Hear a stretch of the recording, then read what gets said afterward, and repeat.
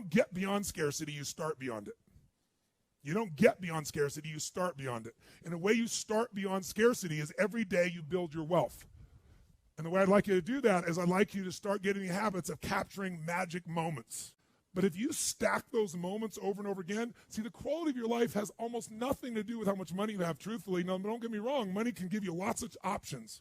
Money is portable power. Without money, you can feed people. Without money, you can change things. Without money, you can start a company. Without money, you can do things for your family. Without money, you can go where the fuck you want, when you want, where you want, how you want. Great tool. But that's all it is a tool. Because if you think it's more than a tool and you think it's a source of your happiness, you're going to miss all the shit along the way. Because everyone in this room, we're all doing one thing in common. No matter how aligned our lives are or different than they are, we're all traveling through time together. And that traveling time is like that river out there. It does not stop. And sometimes feels slower and faster than others, but that traveling through time. And everyone here is going through the process of aging. Everyone here is going through the process of shifting life. The question is, how much of life are you living along the way? Are you truly rich, or do you just have some money? Or do you not have money and you don't have wealth? I know people have money who are very poor. I know people have lots of money that are very rich. The difference is how they are in their relationships, how they are in their sense of spirit, how they are in capturing the moments. So you have to decide right now to be rich, not when you get to a certain number. You got to decide right now, I'm a wealthy mother, or whatever appropriate language would be for you.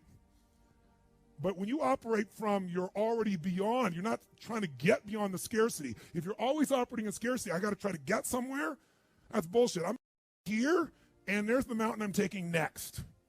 That's very different than I'm going to try to get to that place when I can finally be enough, certain enough, happy enough, free enough, excited enough. And the truth is, when most of the things you get to where they are, it's nothing like you thought it was going to be. Who's achieved some huge goal, you got it, you're excited, and then for how long? Who can think of a goal that you just busted for, you got it, and you really were excited about it? How long did that feeling last for that situation? How long? A minute? Seconds? A month? Who can remember something that you really were excited about, and within 6 months to a year max, you were taking it for granted? Let me see your hands. That's the way the human brain works. That's the way the mind works. The heart doesn't work that way. The heart, when it's there, it doesn't forget. It's one thing that's going to make you wealthy. It's turning your expectation into appreciation. That's the day you become wealthy. The day you trade expectation for appreciation is the day you become wealthy. Because as long as you're expecting things, you're going to be disappointed. You're expecting people to be a certain way. They're not going to be. If the only time you're happy is when they all act and behave a certain way, you're not going to be happy very much.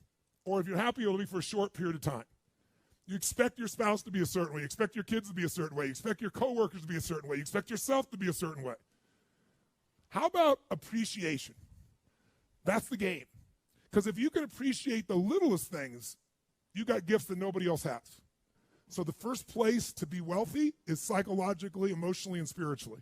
And that place has to get regular deposits. And that means, just like some of you meditate, you need a daily discipline of magic moments, and you got to learn to capture the little ones.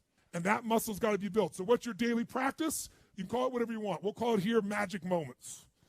Every day I want you to capture at least 2 to 3 magic moments minimum.